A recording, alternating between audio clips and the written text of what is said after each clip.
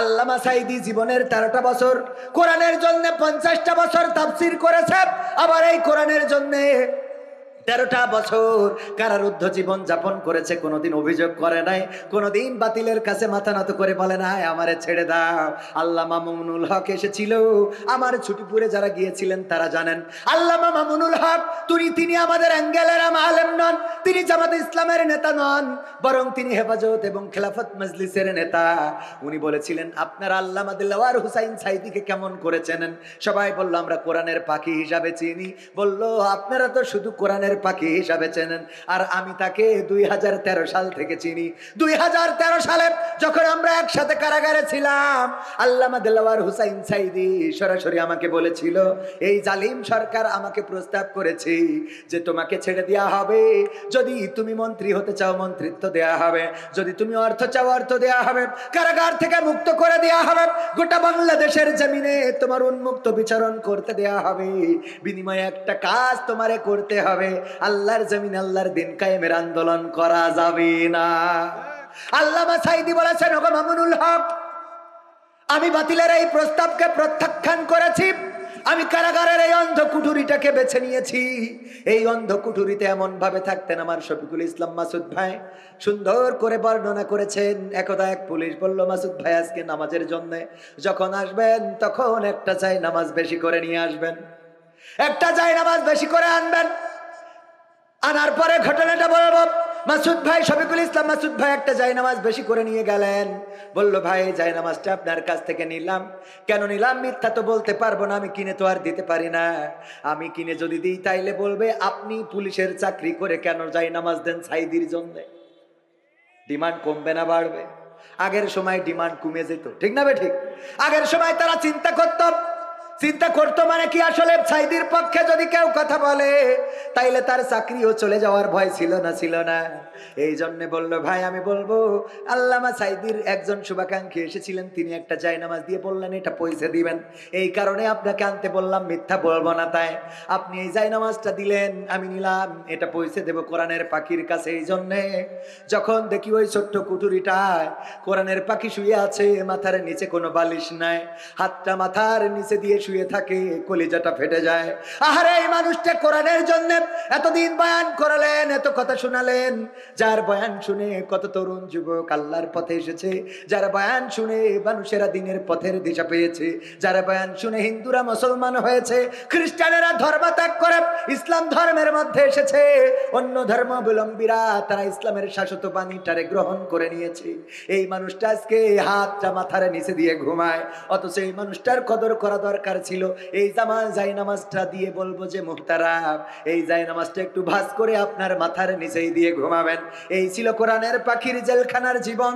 এই জেলখানার জীবনে থেকেও 13টা বছর পরে যখন বের করা হয়েছে, 13টা বছর পরে ষড়যন্ত্রমূলক ভাবে হাসপাতালে নিয়ে ইনজেকশন পুশ করে শহীদ করা হবে, আমার দাদা বাবুদের প্রেসক্রিপশনে এই কাজ করার জন্য যখন নিয়ে গেল, আল্লামা সাঈদীর মুখটা মলিন ছিল। কথা কয় না মলিন কি ছিল? না, মলিন ছিল না, বরং আল্লামা সাঈদী এমন হাসি দিয়েছেন যে হাসি সকল মানুষের হৃদয়ের মধ্যে গেঁথে আছে না নাই। আজকে মিজানুর রহমান আজহারী ভাইয়ের আলোচনা হচ্ছে পেকুয়া কক্সবাজার, অনেক বড় একটা মাহফিল, বাংলাদেশের সব শ্রেণী পেশার আলেম প্রায় একত্রিত করা হয়েছে, অনেক বড় মজলিস, অনেক বড় আয়োজন। অনলাইনের কল্যাণে অনেকেই দেখে থাকতে পারেন, চোখে পড়েছে না পড়ে নাই? অনেকের চোখে পড়েছে, যদি না পড়ে কালকে আবার ইউটিউবে পেয়ে যাবেন। আল্লামা ডক্টর মিজানুর রহমান আজহারী সাহেব এসেছেন বাংলাদেশে। আসার পরে উনি প্রথম কোন মাহফিলে গিয়েছেন পেকুয়া কক্সবাজার। ওই প্রোগ্রামে যাওয়ার পরে মানুষের এত ভিড়, আজকে মাহফিল হবে, গতকালকে খেতা বালিশ কম্বল নিয়ে ওই স্টেজের সামনে যে শুয়ে আছে, আগামীকালকে ডক্টর মিজানুর রহমান আজহারী বয়ান করবে। সুতরাং এই বয়ান আমরা মিস করতে চাই না। ওগো আমার ভাইয়ারা, শুধু তাই নয়, এত পরিমাণ মিডিয়ার ক্যামেরা এসেছে, শত শত নয় হাজার হাজার মিডিয়ার ক্যামেরা, আমার মিডিয়ার ভাইয়েরা গিয়েছেন, টেলিভিশন নিউজ করছেন, পত্রিকা নিউজ করছেন, পুলিশ গিয়েছেন, বিজিবি গিয়েছেন, বিডিআর আর্মি গিয়েছেন, র্যাবের 15 ওখানে কাজ করছে নিরাপত্তার জন্য, এত কিছু করেছে মিজানুর রহমান আজহারিকে আশাকে কেন্দ্র করে। আর আল্লামা সাইদি যদি আজকে মুক্তি পেয়ে যেতেন, বলেন দেখি তাইলে কেমন একটা মাহফিল হতো, কেমন একটা মাহফিল হতো। এই বাংলাদেশে এমন মাঠ পাওয়া যেত না যেই মাঠে কোরআনের পাখি বয়ান করতে পারবে, যেই মাঠে কোরআনের পাখি আসলে মানুষের জায়গা ধরবে। আল্লাহ রাব্বুল আলামিন চান না, আর বাতিলও করতে দিল না। আল্লাহর জন্য নিবেদিত প্রাণ নিজেদের জীবনটা উৎসর্গ করে গেল, 13টা বছর কারাগারের অন্ধকুঠুরির মধ্যে কাটালো, তারপরে আবার জেলখানার মধ্যে নিয়ে গেল, ইনজেকশন পুশ করা হলো। ওই জালিমদের পক্ষে যারা কথা বলে তাদেরকে বলতে চাই, আল্লামা দেলওয়ার হুসাইন সাইদির সাথে যেই ব্যবহার করা হয়েছে, তার মতো মানুষকে ফাঁসির কাস্টে ঝুলানোর মতো পরিকল্পনা করা হয়েছে। এরপরেও যারা বলে ওদেরকে ক্ষমা করতে হবে, ওরা কারা? কথা কয় না, ওরা কারা? ওদের চরিত্র কি? ওদের চরিত্র হলো ভেজালে। ওরা ওরা কারা? আরে আমার কোরআনের পাখিদেরকে শহীদ করা হলো, ও আমার ভাইয়েরা, তারপরেও কেউ মাথা নত করে নাই। ইব্রাহিম আলাইহিস সালামের কথা বলতে যে এতগুলো কথা বললাম, মাথা নত না করার কারণ হলো, উদাহরণ দিতে যে যদি বলি, আমাদের শ্রদ্ধাভাজন সভাপতি জনাব মুহাম্মদ জহুরুল ইসলাম সাহেব, উনি গরু পালন করে। ওই গরু মনে করেন এখন তো মাঠে ধান নাই, যার জন্য মাঠের মধ্যে ছেড়ে দিয়েছে, গরু যা মনে চাই খাইয়ে বেড়াও। গরু খাওয়া শুরু করেছে, হঠাৎ করে বন থেকে পাশে থাকা জঙ্গল থেকে একটা বাঘ বের হয়ে গরুরে ধরার জন্য দৌড়ানি দিয়েছে। গরু দৌড়ায়, বাঘও দৌড়ায়, গরু কি কখনো বাঘের সাথে দৌড়ায় পারবে নাকি? না, পারবে না। এই চিন্তা করে গরু চিন্তা করলো, যেহেতু পারবো না, তাইলে তাড়াতাড়ি একটু সেফ এক্সিট করতে হবে। দাদার কাছে তো আমাদের হাসিনা সহযোগিতা চেয়েছে, ওর তো এখন আশেপাশে দাদাও নাই, কি করা যায়? গরু একটা বুদ্ধি করে, পাশে ছিল একটা কাদাওয়ালা জমি, কাদাওয়ালা ক্ষেত, ওর মধ্যে দিয়েছে লাফ, দেওয়ার পরে 4 হাত পা আটকে গিয়েছে, না উঠতে পারে, না উঠার চেষ্টাও করে। বাঘও ধরার জন্য যখন দৌড় দিয়েছে, ঝাঁপ দিয়েছে, তখন গরুর থেকে বাঘের গতি বেশি থাকার কারণে গরুরে রেখে 3 হাত সামনে যেয়ে পড়েছে। কয় হাত সামনে? পড়ে না 3 হাত সামনে যেয়ে পড়ার পরে ও বাঘেরও হাত পা আইটে গেছে, যত ছাড়াইতে চায় তত আইটে ধরে। এত কাদা, এত আটাপূর্ণ কাদা, বাঘ খালি টেনশন করে কখন বেরোবো, আর গরু বসে বসে খালি পান চাবায়। বুঝলেন? বাঘ বলছে, গরু তুই তো আসলে গরু। বলছে, কে ভাই, কি হইয়া ভাই, এরম কাছে কেন? মানে গরু তো এরম করেই বলবে, ভাই কি আছে, কি হয়েছে? মানে আরে গরু, তোরে যদি ধরতাম তাইলে আমি খাইতাম, খেয়ে আমি বেঁচে থাকতাম, তুই মারা যাতিস, কথা ঠিক, কিন্তু তুই যদি দৌড় দিতিস, দিয়ে যদি আমার থেকে পালিয়ে যাতিস, তুইও বাঁচতিস, আমিও বাঁচতাম। কি এমন একটা কাজ করেছিস এখন, যে এই কাদার মধ্য থেকে না বেরোনো যায়, না উঠা যায়, না এখান থেকে দৌড় দেওয়া যায়। এই কাদার মধ্যে তুইও আটকাইছিস, আমিও আটকাইছি, এখন তুইও মারা যাবি, আমিও মারা যাবো। কথাতে অসুবিধা কি? শয়তান, অসুবিধা কি মানে?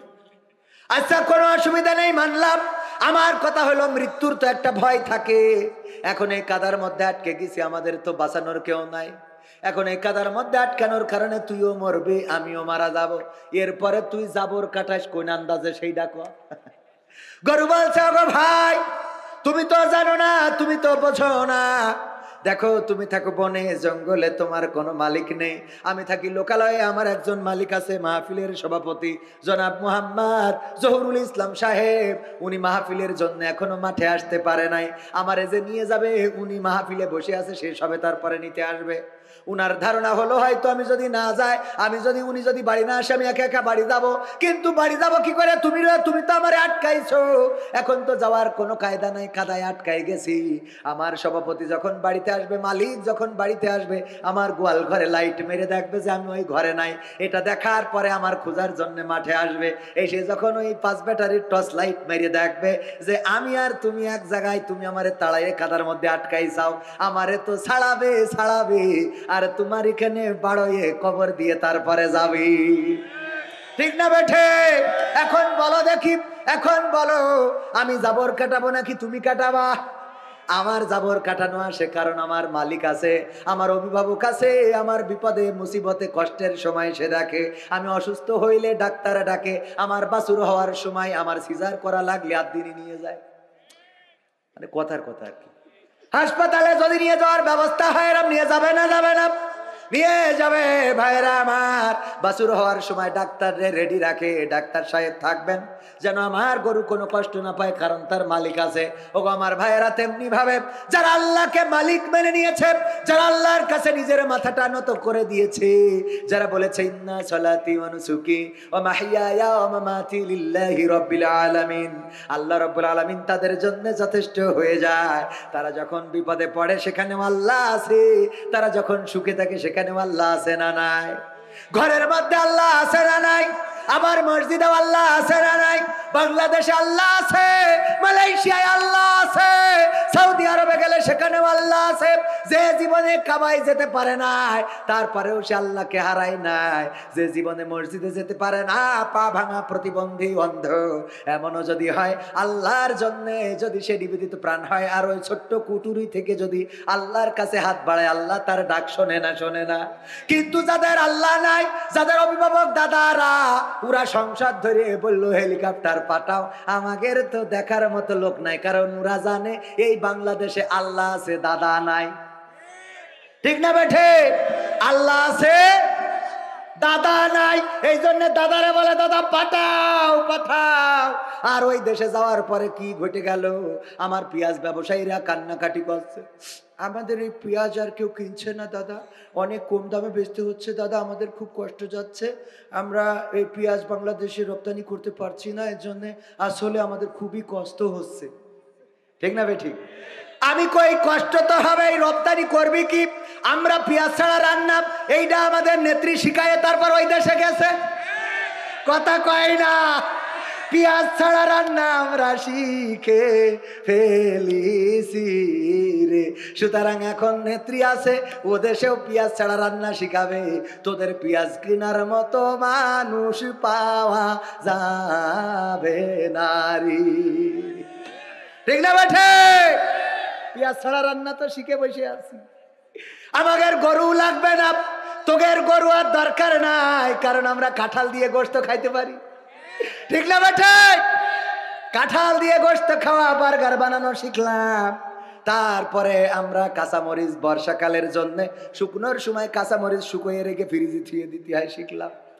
এরপরে আমার আতিকুর ভাই, আমাদের ভাবি বলল যে ভাবি বলল ভাই বলেনি, বলছে তুমি আমার একটা আইফোন কিনে দিবা। অনেক কষ্ট করে ওয়াজ মাজ করে ব্যবসা করে কষ্ট করে একটা আইফোন কিনে দিয়েছে। যেদিন কিনে দিয়েছে ওই দিন টেলিভিশনে দেখে, বলছে এই মোবাইল কে দিয়েছে? এইবার ধরেছে, ভাই তুমি সরকারি তাই নিয়ে দিছো আমার।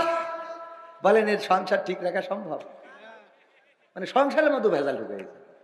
এই মোবাইল কে দিয়েছে? আমরা কষ্ট করে কিনি আর নাম হয় সরকার। ঠিক না বেঠে? এমপিরা সব কোথায় গেল? মন্ত্রীরা সব কোথায় গেল? কোথায় কাদের কাকা? তাদের সারা দেশটা এখন লাগে ফাঁকা ফাঁকা। আমার আলোচনার বিষয় এই গানটা। কেন এই গান? আল্লাহ রাব্বুল আলামিন সূরা সফের নম্বর পারার, যদি ভুল না বলি 61 নম্বর সূরা, 61 নম্বর সূরা 28 নম্বর পারার 2 এবং 3 নম্বর আয়াতে বললেন, ইয়া আইয়ুহাল্লাযীনা আমানু লিমা তাকুলুনা মা লা তাফআলুন। ও গো ঈমানদারেরা শোনো, তোমরা এমন কোন কথা বলো না যা তোমরা কাজে পরিণত করো না। কাবুরা মাকতান ইনদাল্লাহি আন তাকুলু মা লা তাফআলুন। আমার আল্লাহ বললেন, আল্লাহর কাছে এটা অত্যন্ত অপছন্দের, অত্যন্ত ঘৃণার, অত্যন্ত রাগের, অত্যন্ত ক্রোধের, যে তোমরা মুখে যা বলো কাজে তা পরিণত করো না। আল্লাহ রাব্বুল আলামিন এই আয়াত বলেছেন সূরা সফে, সূরা সফের 2 এবং 3 নম্বর আয়াতে। আর এখন দেখেন বাস্তবতার সাথে মিলাই নেন। আমার হযরত কাদের হাফিজাহুল্লাহ, ওবায়দুল কাদের হাফিজাহুল্লাহ বলল পালাবো না। প্রয়োজন হলে ফখরুলের বাসায় গিয়ে উঠবো, জায়গা দেবে? ঠাকুরগাঁওয়ে বাসা আছে না? আমি সেই ঠাকুরগাঁওয়ে গেলাম, খোঁজ দিলাম এখানে এসেছে নাকি, বললো না আসে নাই। আবার পালাই নাই, তা গেল কানে? কথা কয় না। তাহলে কি আল্লাহর কথার সাথে ওর কাজের মিল আছে? কথা কয় না আছে? আল্লাহ বললো এমন কথা বলো না যা কাজে পরিণত করো না। আল্লাহর কাছে এটা অত্যন্ত ঘৃণার অপছন্দের যে তোমরা মুখে যা বলো কাজে তা পরিণত করো না। আমার কাদের কাকা বললো, এরপরে আমার ওই যে শামীম ওসমান রাহিমাহুল্লাহ, সে কি বললো, খেলা হবে, খেলা হবে, আসো খেলবো, খেলা হবে, আসো খেলবো। আমার নেত্রী বলল শেখ হাসিনা পালাই না, বলেছে না বলে নাই? তা পালাই না, তাহলে আমরা ইন্টারনেট যেই পলক বন্ধ করে দিলে অমনি এক ঝলক আসলো, শুনলাম যে হ্যাঁ মুরব্বি মুরব্বি গেছে না যায় নাই, চলে গেল। তাহলে কথার সাথে কি কাজের মিল আছে? আবার আমার ছাত্রলীগ যুবলীগ ভাই, আপনারা কত করে বললেন যে আমরা মুইতে দেবো, তাতে ভেসে যাবে, তোরা মুতলি সে ম্যাশিং কই? ম্যাশিং তো দূরের কথা, তার কাটা বর্ডারে বিসিউ খুলি থিয়ে আসছিস, কথা কয় না। এই বলিছে না বলে নাই? এটা কিন্তু রাজনীতির কথা না, এটা আমি ব্যাখ্যার কথা বলছি, যে যারা যা বলেছে কথার সাথে কাজের মিল থাকতে হবে না, কথা কয় না। তোমরা বললে আমরা ঢাকা শহরে যদি পিশাব করে দিই বানের পানির মতো ভেসে যাবে, আমাদের বানের পানির দরকার নেই, একটু খালের পানির স্রোত দেখা। তোদের কত জোর, এত জোর, বিয়ের পর বছরের পর বছর চলে যায়, বাচ্চা কাচ্চা হয় না, হুজুরির কাছে আসে দোয়া নিতে, হুজুর দোয়া করতে, আর 7 বছর হইলো বিয়ে করিস, বাচ্চা আসছে না। তোদের কত মুতাজ জোর আমরা জানি, কথা কয় না। জোর ছিল ততদিন, শেখ হাসিনা ছিল যতদিন, জোর ছিল ততদিন, চেয়ার ধরে রাখিল যতদিন, জোর ছিল ততদিন, নেত্রী ছিল যতদিন। এখন বুঝতে পারছাও নেত্রীর অবহেলা করার ফলটা কি? রাজপথে দাঁড়াইছাও, অন্যায় করিছাও, মারামারি করিছাও, কাটাকাটি করিছাও। ওরে বাবা, অনেক স্টেজ থেকে জুতোটাও নিতে দাও নাই, অনেক রকম করেছো, নির্যাতন করলে, নিষ্পেষণ করলে, কোরআনের পাখিদেরকে ফাঁসির কাষ্টে ঝুলালে। আমরা তো কষ্ট সহ্য করি কার জন্যে? কার জন্যে? সুতরাং আমাদের জেলখানায় দিলেও ভালো লাগে, আমাদের ফাঁসির কাষ্টে দিলেও ভালো লাগে। আমরা ফাঁসির কাষ্টে যাওয়ার আগে বলি আমরা লুঙ্গি পরে যাব। সন্তানকে ডেকে বলি, ওগো খোকা বলো দেখি লুঙ্গি পরে যাব নাকি পায়জামা পরে যাব? আমার কবর দিতে সাথিয়া পাবনা থেকে যাবে, তোমাদের মাকে সাথে নিও না, কারণ তোমাদের মা অসুস্থ, এত দূর পথ খারাপ রাস্তা নিয়ে যাওয়ার দরকার নাই। এমন কথা বলে। আর আমাদের পলক ভাই বলে, দোয়া কর,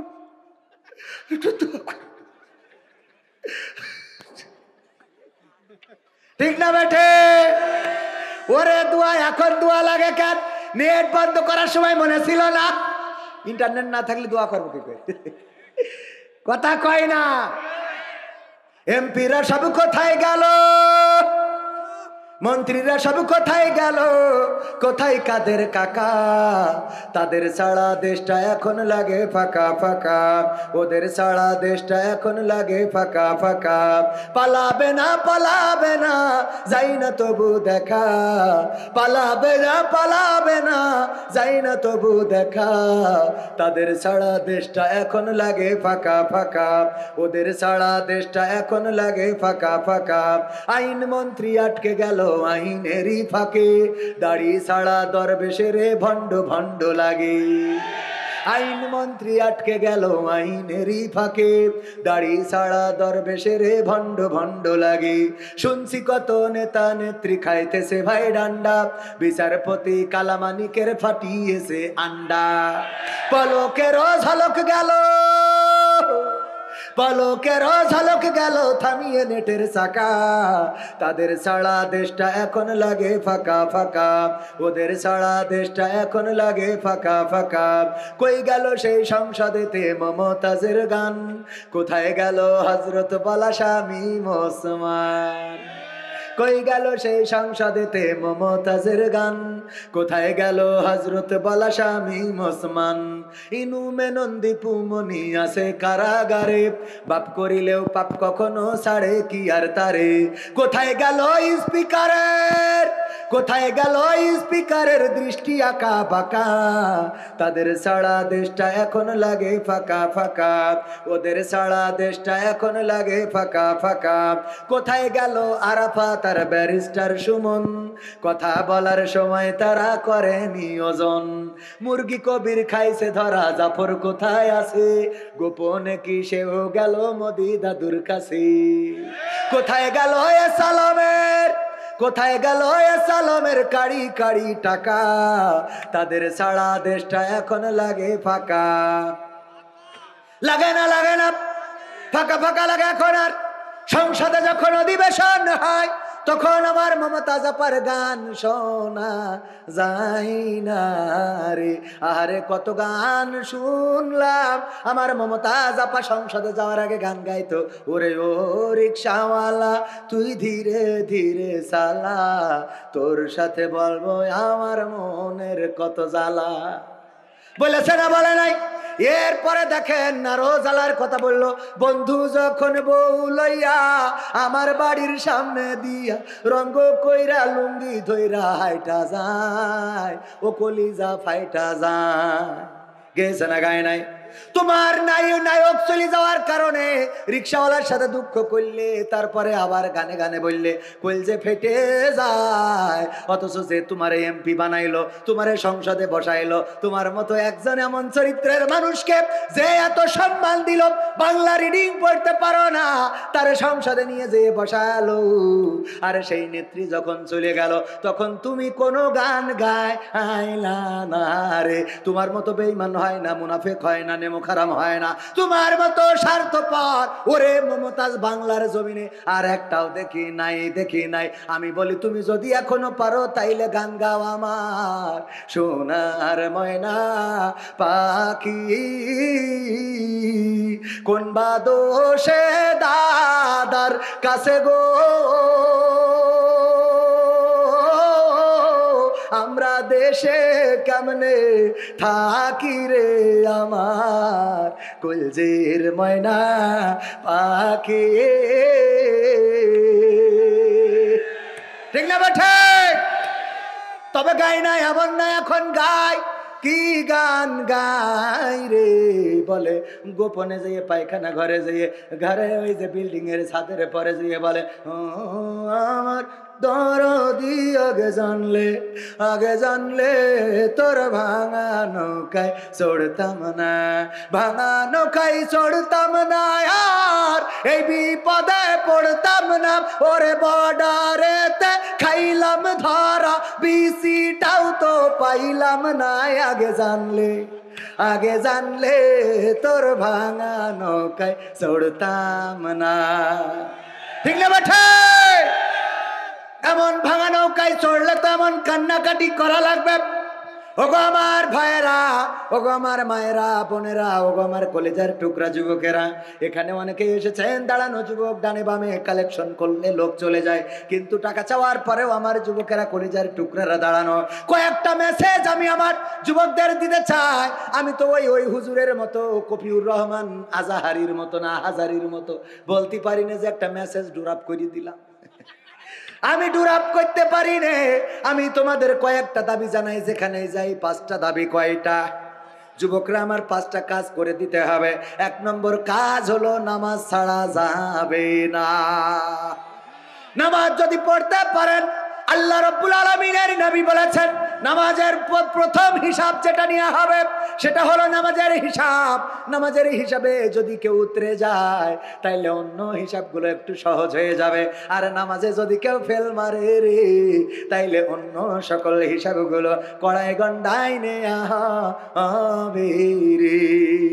এই জন্য 1 নম্বর কাজ হলো তুমি যাই করো তাই করো। লাইলাতুল ফেব্রুয়ারি 14 ফেব্রুয়ারি তুমি যা করো করো, করতে পারবো না, যদি করো তাও নামাজ ছাড়া যাবে না। যারা এই ভুল করো তারপরে নামাজটা ছেড়ে না, কারণ নামাজ ইন্নাস সালাতা তানহা আনিল ফাহশাই ওয়াল মুনকার, আল্লাহ বলছে যে নিশ্চয় নামাজ অশ্লীল খারাপ কাজ থেকে বিরত রাখে। তার মানে ও নামাজি যদি হয় তাহলে ও লাইলাতুল ফেব্রুয়ারিতে আর তাহাজ্জুদ পড়বে না। ঠিক না বেঠে? এই জন্য 1 নম্বর কাজ কি? নামাজ আদায় করতে হবে। 2 নম্বর কাজ হলো টাকনুর উপরে কাপড় পরতে হবে। বিশ্ব নবী সাল্লাল্লাহু আলাইহি সাল্লাম বলেছেন, যদি কেউ অহংকার বশত টাকনুর নিচেই কাপড় পরিধান করে ওই অংশটুকু জাহান্নামে যাবে, কেটে তো আর ঢোকানো হবে না, ওই অংশের কারণে সে জাহান্নামে যাবে। আর যদি আবু তালিবের মতো জাহান্নামের সবচেয়ে অল্প শাস্তি আগুনের জুতা পরানো হয়, তাও কষ্ট আছে না নাই?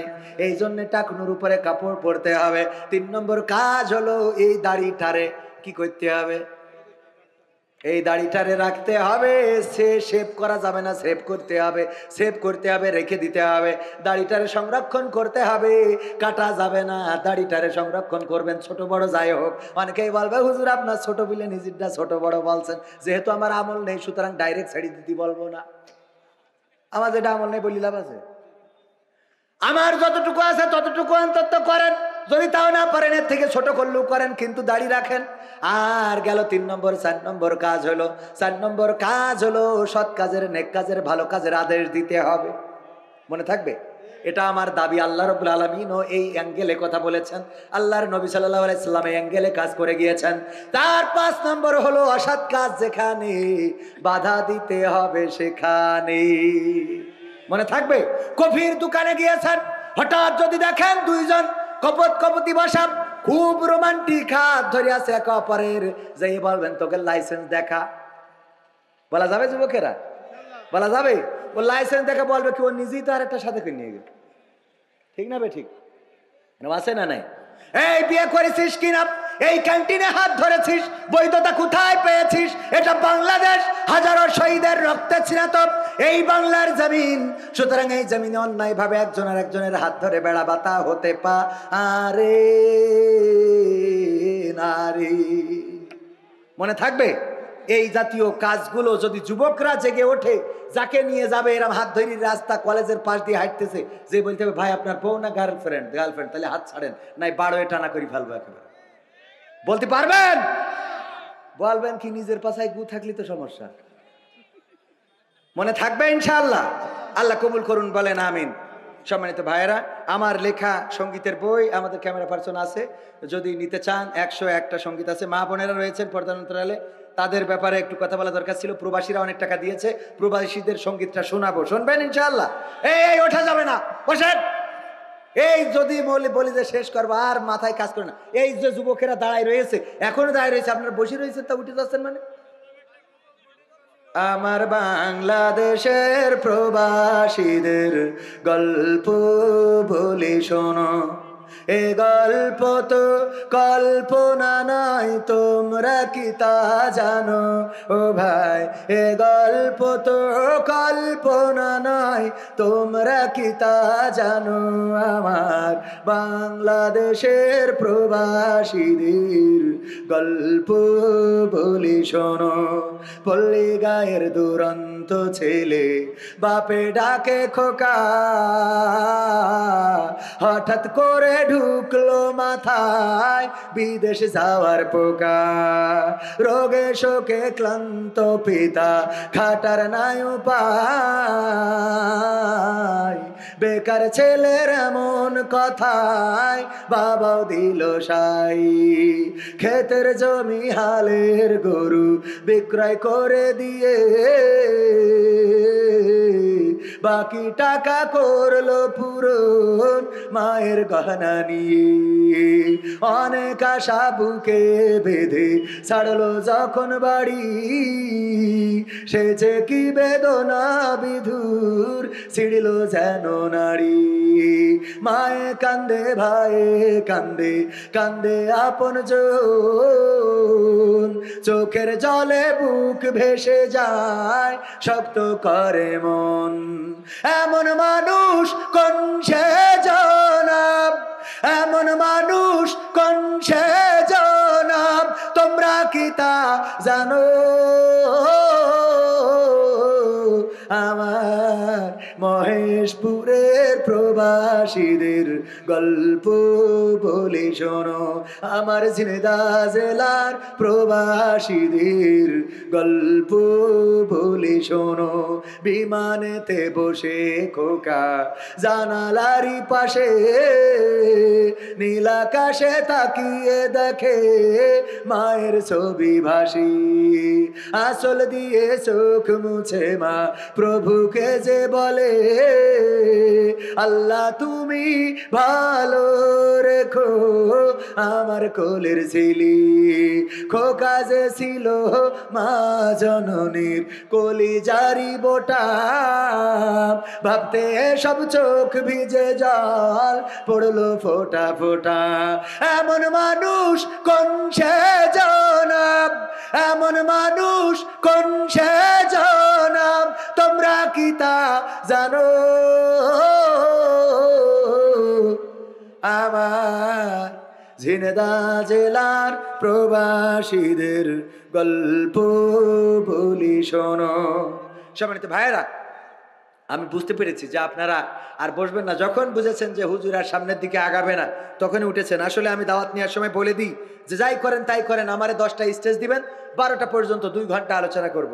যদি 11টায় দেন তাইলে 12টা পর্যন্ত, যদি 11:30 দেন তাও 12টা পর্যন্ত। এটা বলাই থাকে, আমার আতিকুর ভাই সাক্ষী। তারপরে ওনারা বলেও নিয়ে আসেন হুজুর আসেন যে কটাই হোক 10টায় উঠাবো। আসার পরে দেরি করে এরপরে আবার কালেকশন ইত্যাদি ইত্যাদি কাজ কাম দিলে মোটামুটি আমি তো একজন এক গান গাইতে হয়, আর এক ওয়াজ করতে হয়, মহিলা আছে, পুরুষ আছে, যুবক আছে, ইয়াং আছে, সব মিলায়ে কথা বলতে গেলে ব্যালেন্স করা লাগে, ঠিক না বে ঠিক? এর মধ্যে যদি কালেকশন থাকে তাইলে কত সমস্যা। আগামীতে যদি কেউ দাওয়াত দেন 10টায় যদি উঠাইতে পারেন দিবেন, না হইলে দিবেন না, কোনো অসুবিধা নেই, কিন্তু এই কষ্ট আমাদের দিবেন না। আল্লাহ কবুল করেন, বলেন আমিন। হান্নান আপনার ফোন দিতে যে হান্নান হুজুরের বাড়ি ওই যে লাল লাল জায়গা আছে, মারা গেছেন গত বছর, উনি থাকলে তো স্টেজেই থাকতো আজকে। আল্লাহ আল্লাহ আল্লাহ, আমার হান্নান হুজুর ভাইকে আল্লাহ কবরটারে জান্নাতের বাগান বানিয়ে দিন, বলেন আমিন। এখানে ইনামুল হক জামাই অসুস্থ, আল্লাহ সুস্থতা দান করেন হান্নান সাহেব। তাহলে আমরা একটু মুনাজাত করি, আমরা চলে যাই ইনশাআল্লাহ। আলহামদুলিল্লাহি রাব্বিল আলামিন। রব্বানা যালামনা أنفسنا وإن لم تغفر لنا وترحمنا لنكونن من الخاسرين ربنا آتنا في الدنيا حسنة وفي الآخرة حسنة وقنا عذاب النار। আল্লাহ গভীর রাত তোমার বান্দারা এখনো বসা, আল্লাহ তুমি দয়া করে সকলের হাত দুখানা তোমার শাহী দরবারে কবুল করে নাও। আল্লাহ তুমি আমরা যারা হাত তুলেছি জীবনের গুনাহগুলো মাফ করে দাও। জেনে গুনাহ করেছি না জেনে গুনাহ করেছি, বুঝে গুনাহ করেছি না বুঝে গুনাহ করেছি, ও আল্লাহ জীবনে এমন অনেক গুনাহ আছে। আল্লাহ মা যদি জানতো ভাত রান্না করে খাওয়াতো না, বাবা জানলে বাড়িতে জায়গা দিত না, সন্তানরা জানলে বাবা বলে ডাকতো না, স্ত্রী জানলে সংসার করতো না, এমন অনেক গুনাহ আছে। আল্লাহ পৃথিবীর কোনো মানুষ জানে না, জানো তুমি। তোমার কাছে খাস করে গভীর রাতে ফরিয়াদ করি, আমাদের জীবনের সকল গুনাহগুলো মাফ করে দাও। ওগো আল্লাহ, আমরা যারা হাত তুলেছি, আমাদের যাদের মা নাই বাবা নাই, ওই মা বাবার কবরগুলো জান্নাতের বাগান বানাও। আমাদের যাদের দাদা দাদি নাই, দাদা দাদির কবরগুলো আল্লাহ ক্ষমা করে দাও। ওগো আল্লাহ, আমাদের আপনজন যারা কবরে, কবরগুলো রিয়াজুল জান্নাতে পরিণত করে দাও। ওগো আল্লাহ, আমাদের আব্দুল হান্নান সাহেব চিরজনমের মতো বিদায় নিয়েছে, তোমার ডাকে সাড়া দিয়েছে। আল্লাহ বেঁচে থাকলে স্টেজেই তারে পাওয়া যেত। আল্লাহ চলে যায়, একে একে আমরাও একদিন চলে যাব। ইন্না লিল্লাহি ওয়া ইন্না ইলাইহি রাজিউন। আল্লাহ তোমার কাছ থেকে এসেছি, তোমার কাছেই ফিরে যাব। ওগো আল্লাহ, তোমার কাছে কাজ করে ফরিয়াদ করি, আমাদের জনাব মুহতারাম আব্দুল হান্নান সাহেবের কবরটারে জান্নাতের বাগান বানাবার একজন অসুস্থ আছে, তোমার বান্দা, আল্লাহ সুস্থতা দান করে দাও। এই মাহফিলে ত্রাঙ্গঙ্গি ভাবে জড়িত, দিনরাত পরিশ্রম করেছে, আল্লাহ যারা টাকা দিয়েছে, পয়সা দিয়েছে, মেহনত দিয়েছে, তুমি সকলকে কবুল করে নাও। ওগো আল্লাহ, এই কোরআনের কথা শোনার জন্য যারা এসেছে আর এতক্ষণ পর্যন্ত রয়েছে, আল্লাহ তুমি দয়া করে আজকের মাহফিলটা সকলের নাজাতের ওসিলা বানিয়ে দাও। ওগো আল্লাহ, যারা পকেটের টাকা দিল, পয়সা দিল, তুমি তাদের ঋণ থাকলে পরিশোধ করে দাও। আল্লাহ অভাব থাকলে দূর করে দাও। আল্লাহ রুজিতে বারাকা দান করে দাও। যাদের ব্যবসা আছে বাণিজ্যে বরকত দিয়ে দাও। ওগো আল্লাহ, যাদের কন্যা দায় আছে কন্যা বিবাহের ব্যবস্থা করে দাও। পর্দার অন্তরালে আমার মা বোনেরা হাত তুলেছে, কেমন আমার মা বোনদের অনেকের মা নাই, বাবা নাই। আল্লাহ মা বোনদের মা বাবা যাদের চিরজনমের মতো বিদায় নিয়েছে কবরগুলো জান্নাতের বাগান বানাও। আল্লাহ আমার মা বোনদের যাদের অসুস্থতা আছে সুস্থতা দান করে দাও। আল্লাহ যাদের কন্যা দায়গ্রস্ত আছে তুমি বিবাহের ব্যবস্থা করে দাও। ও আল্লাহ আমার যুবক যারা হাত তুলেছে আল্লাহ তুমি সকলের সৎপাত্রীর ব্যবস্থা করে দাও। আল্লাহ যুবতী যারা হাত তুলেছে তুমি তাদের নেককার পরহেজগার পাত্র দান করে দাও। ও আল্লাহ কার মনে কি চাওয়া আছে জানি না, সবার চাওয়াগুলো পাওয়া করে দাও। এই মাহফিলের সভাপতি সেক্রেটারি, এই মাহফিলের বক্তা আমার প্রিয় ভাই জনাব আতিকুর রহমান সাহেব জিহাদি হাফিজাহুল্লাহ, আল্লাহ তুমি তার কণ্ঠটাকে কবুল করে নাও। ও আল্লাহ তার কণ্ঠ গোটা বিশ্বময় ছড়িয়ে দাও। আল্লাহ তোমার কাছে খাস করে ফরিয়াদ করি, এই বাংলার জমিন নিয়ে ষড়যন্ত্র, এখনো সচিবালয়ে আগুন লাগে, এখনো বাতিলের প্রেতাত্মারা আছে। আল্লাহ ওই জালিমের প্রেতাত্মারা আছে, দেশ নিয়ে ষড়যন্ত্র করে, দাদার ষড়যন্ত্র থেমে যায় নাই। তোমার কাছে খাস করে ফরিয়াদ করি আল্লাহ তুমি সকল ষড়যন্ত্রের হাত থেকে বাংলাদেশকে হেফাজত করো। আল্লাহ তোমার পথে যারা জীবন দিয়েছে জীবনগুলোকে আল্লাহ তুমি শহীদ হিসাবে কবুল করে নাও, শাহাদাতের সর্বোচ্চ মর্যাদা দান করে দাও। আল্লাহ ছাত্রদের লেখাপড়ায় কামিয়াবি দান করে দাও। আখেরি ফরিয়াদ জানি না কবে মালাকুল মাউত আসবে, জানটা নিয়ে উড়াল দেবে। আল্লাহ তোমার কাছে খাস করে ফরিয়াদ করি, মরা যেহেতু যাওয়াই লাগবে আল্লাহ অ্যাক্সিডেন্টে মরণ দিও না, পানিতে ডুবাইয়ে মরণ দিও না, আল্লাহ হার্ট স্ট্রোকে ব্রেন স্ট্রোকে মরণ দিও না। আল্লাহ মরণ যখন দিবা তুমি দয়া করে আমাদের শাহাদাতের মৃত্যু নসিব করে দাও, আর মরণ কালে জবানে জারি করে দিও আখেরি কালেমা লা ইলাহা ইল্লাল্লাহু মুহাম্মাদুর রাসূলুল্লাহ।